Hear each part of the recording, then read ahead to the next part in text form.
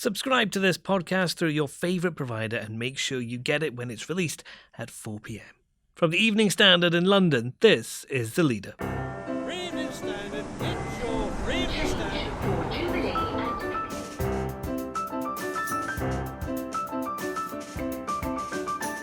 Hi, I'm David Marsland. Lynn Barber's interviewed Jeremy Corbyn for the ES magazine. What did she make of the man who would be PM? I didn't think he expected to be moving into number 10 next month, as it were.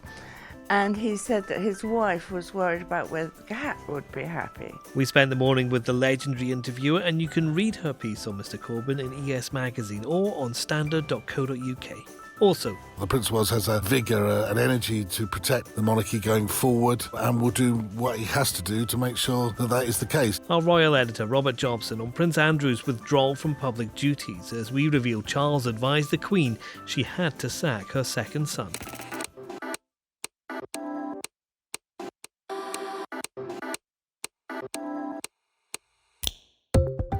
Taken from the Evening Standard's editorial column, this is The Leader. For the whole thing, pick up the newspaper or head to standard.co.uk/comment. In a moment, Lynn Barber on Jeremy Corbyn.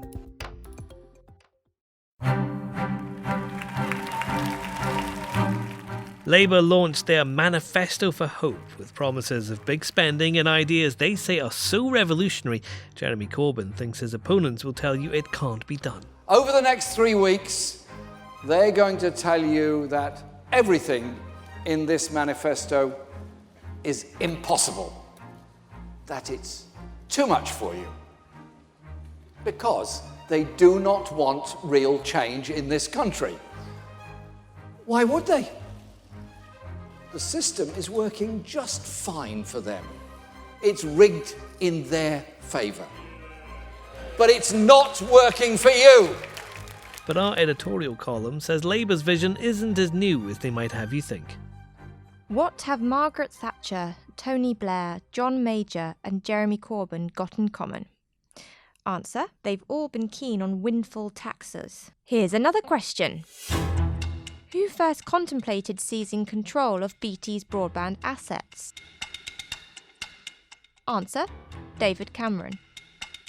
Other quickfire questions.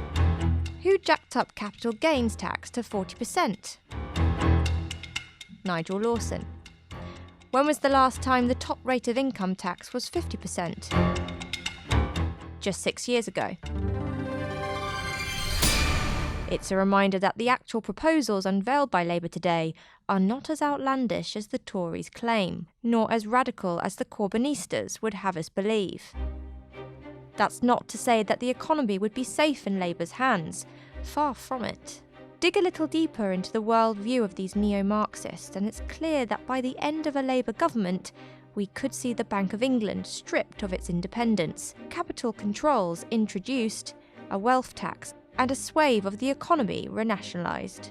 The hard-left leadership of Labour is trying to reassure voters that its bite is not as bad as its bark. Read our exclusive interview with Mr Corbyn in today's ES magazine, and he wants you to know he sits at home, making coddled eggs and listening to Classic FM. Don't be fooled. He's cooking up a far more dangerous meal for Britain. That interview was conducted by Lynn Barber, and I popped round her house this morning to find out what she thought of Jeremy Corbyn. Lynn, one of the things that struck me about this interview is a line from you, not from Jeremy Corbyn himself, and it's where you say that you believe he doesn't seem to want or expect to be Prime Minister. Why did you think that? I didn't actually say not expect ever, but I said I didn't expect him to be, I didn't think he expected to be moving into number 10 next month, as it were. And he said that his wife was worried about whether the cat would be happy.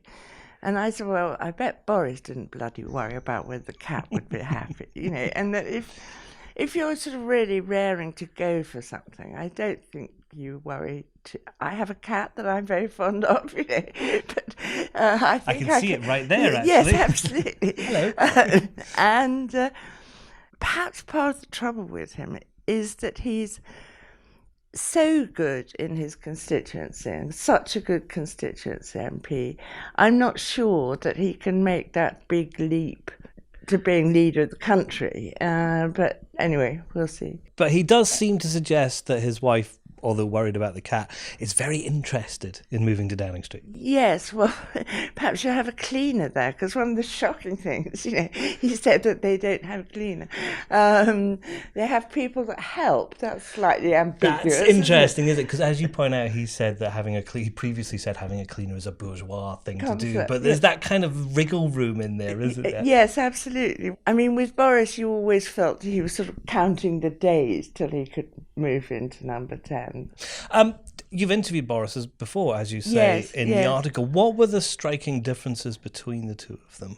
Actually, I interviewed Boris twice, and the first time was when he was still editor of The Spectator or something, and I was totally charmed by him, and I'm quite embarrassed to read my piece now about how charmed I was.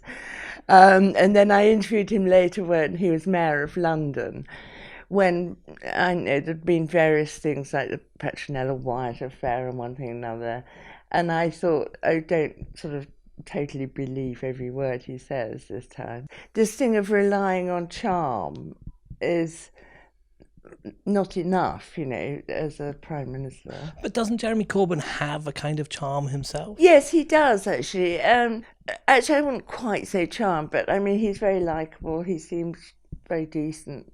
He was very affable, and actually that was slightly a problem in interviewing him, because I only had a limited time slot. I had an hour. He's very keen to sort of go into little excursions and tell me about manhole covers or tell me about the War Memorial in Manor Gardens, all of which, if I just met him socially, I'd be very interested. But I was sort of conscious of the clock ticking down, A lot of the piece, he seems to be, like you say, affable, having to talk about things. And then it's almost like there's a switch that's flicked when you bring up anti-Semitism. Yes, and I was shocked that he seemed to think, I said, well, now we've got to tackle the big black mark against you, anti-Semitism. And his immediate response was, A, stop being affable, become almost shouty, and saying, I'm not anti-Semitic, I don't have an ounce of risk. And you seem to think that just by keep saying that, if I say it 3 times, it's true, that it made it true. And so I asked about the mural, that terrible Nazi mural of hook-nosed bankers. That was really shocking. And the fact that the Jewish Chronicle has said that half of Britain's Jews would contemplate emigrating if Corbyn came to power. I mean, that's a terrible indictment. If Margaret Hodge says the party is anti-Semitic, that's good enough for me, because she is Labour, to her fingertips, and she's Jewish, and if she feels it, then it is, And he just seemed terribly dismissive, as if it wasn't important. But I mean, it's incredibly important, I think. Do you think dismissive or in denial? Well, yes, actually. Well, I think if he thinks that if he, and possibly because we've been getting on so friendlily before, he just thought if he put on a cross face and said, I am not anti-Semitic, I'd shut up, but I won't. And also, I slightly suspect his origins were as a union negotiator, and he slightly has that feeling of, you go to the rule book and you take all these proper procedures and you have an inquiry and you have a committee and you have another committee.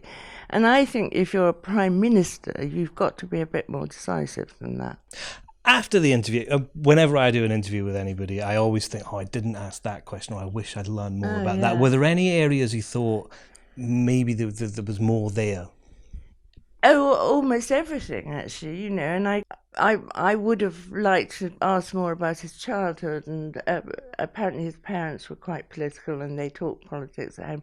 I did ask quite a good question about how he managed to fail his A-levels so spectacularly. I actually got 2 E's. Apparently that's not a failure exactly, but it's the lowest. It's the lowest. Lowest pass, yeah. And he came out again with an answer that he believed in the university of life. I also slightly wonder about whether he's, intellectually up to the job, or whether he can sort of cope with the enormous input of information. That if he becomes Prime Minister, he's got to sort of somehow step up in character, become a bigger sort of person, possibly a brusquer sort of person, a more decisive and leader-like person. And at the moment, he seems to be happy to retreat into this sort of Labour. I know Labour Party is supposed to be whatever it is, cooperative or something, but actually a leader has to just say yes or no, don't they? And you can read Lynn Barber's interview with Jeremy Corbyn in ES Magazine or online. Next. Something decisive had to happen. There's no anger here. There's no necessary repercussions personally, but the safeguarding of the monarchy and the future of the monarchy is more important. As Prince Andrew steps back from public life, our royal editor Robert Jobson on the Standard's exclusive that it was Prince Charles who ended his brother's career.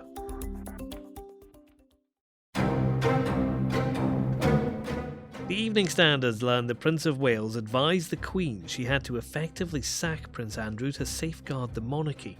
The Duke of York's announced he's stepping down from public duties for the foreseeable future after the damage caused by his friendship with Jeffrey Epstein. Our editorial column says the right decision has been made. At last, Prince Andrew now says his friendship with the convicted child sex offender Jeffrey Epstein was ill-judged. It's a move towards undoing the harm caused by his Newsnight interview, but even this may not prevent prosecutors in the US from requiring him to give evidence. For the women abused by Epstein, this is at least a step forward. For the prince, it is a humiliation. For the institution of which he is part, it is a severe test. It is one it can survive. The monarchy is bigger than one of its now relatively unimportant members. It has a rooted place in our constitution. Whatever happens next in the story of Prince Andrew, it will not be the whole story of the monarchy. Prince Charles's effective and traditional tour of New Zealand, which is now underway, is another part of it too. Our royal editor, Robert Jobson, is in New Zealand following Prince Charles and Camilla on their tour there. Robert, Charles is a long way away from the UK. Why did he intervene in this? I think what's important for the Prince of Wales is simply to continue to do his job, to continue to support the Queen and advise the Queen in the best way possible. And I think what's happened over the last 48 hours or so shows that that they both have, the Prince of Wales has a vigour, an energy to protect the monarchy going forward, and will do what he has to do to make sure that is the case. And of course it's all done with the consultation of the boss, the Queen, who will regard the Prince of Wales as the man who will follow her as the next king, as his advice is paramount. Given the outcry, Prince Andrew didn't have much of a choice, did he? Well, David, I don't think the Duke of York had any choice whatsoever, really, but to step down, fall on his sword, or call it whatever you like. The reality is, I think there would have been both pressure, not only from the media and the public, but from within the royal family too, to protect the institution of monarchy. The reality is this is seen as a car crash interview. It's seen as a disaster in terms of PR, and it was beginning to impact upon the institution of monarchy that has to remain outside of politics. Questions were being asked of the Prime Minister, Boris Johnson, and the leading opposition, Jeremy Corbyn, and the fact that it's come in the middle of an election doesn't help. And so I think that really something decisive had to happen. There's no anger here. There's no necessary repercussions personally, but personalities are not really the issue here. The safeguarding of the monarchy and the future of the monarchy is more important, and I think that's what's gone on. Are the royal family blaming him or the PR team for what's happened?